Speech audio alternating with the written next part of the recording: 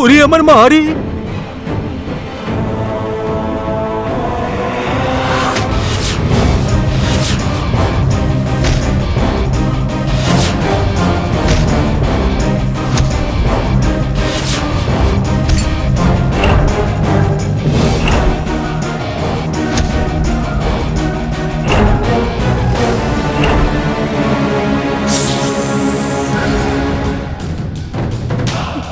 নাগেশ, নাগেশ তুই দাঁড়া, এসব কি করছিস? নাগেশ, এটা কি করছো তুমি? পাগল হয়ে গেলে নাকি? আরে ছেড়ে দাও ওকে, গলায় লেগে যাবে। নাগেশ থাম বাবা, আমার কথাটা শোন, আমার কথা শোন নাগেশ।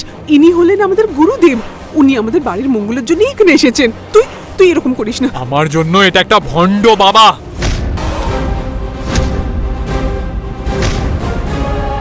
হ্যাঁ, ওই সাপটাকে মুক্ত করো,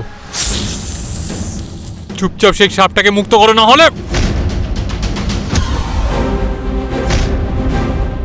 হলে তুই আমার কি করবি?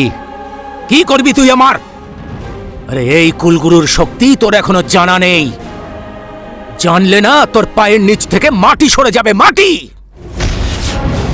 আর যদি আমি চাই, তোদের সবাইকে আমি এই মাটিতে মিশিয়ে দেব। গুরুদেব দয়া দয়া করে একটু শান্ত হন। গুরুদেব প্লিজ, আমি আপনার কাছে ক্ষমা চাইছি গুরুদেব। ও ছেলে মানুষ গুরুদেব, ওকে ছেড়ে দিন। ও ও নির্বোধ গুরুদেব, প্লিজ। ও ছেলে মানুষ, ও কিছু জানে না, ভুলবশত এসব করে দিয়েছে। এখনো যা বলছে মেনে নিন গুরুদেব, আমি পরে সব কিছু দেখে নেব। প্লিজ আমার কথাটা শুনে নিন, আপনি রাগ করবেন না গুরুদেব, একটু শান্ত হন প্লিজ, আমার কথাটা শুনে নিন প্লিজ গুরুদেব।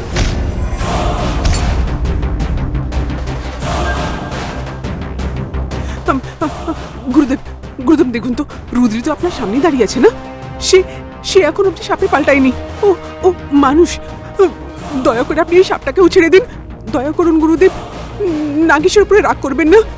মা, এসব তুমি কি বলছো?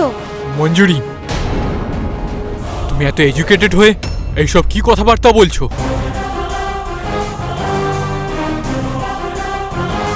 আমি তোমাকে আমার জীবন সাথী রূপে বেছেছি, কারণ আমি ভেবেছিলাম তুমি আমার জন্য মরণ চিন্তা ভাবনা। কিন্তু তুমি এই অন্ধবিশ্বাসকে বিশ্বাস করছো? তুমি তো আমার থেকে অনেক আলাদা। আমি বুঝতে পারিনি যে আমি কাকে বিয়ে করতে চলেছি।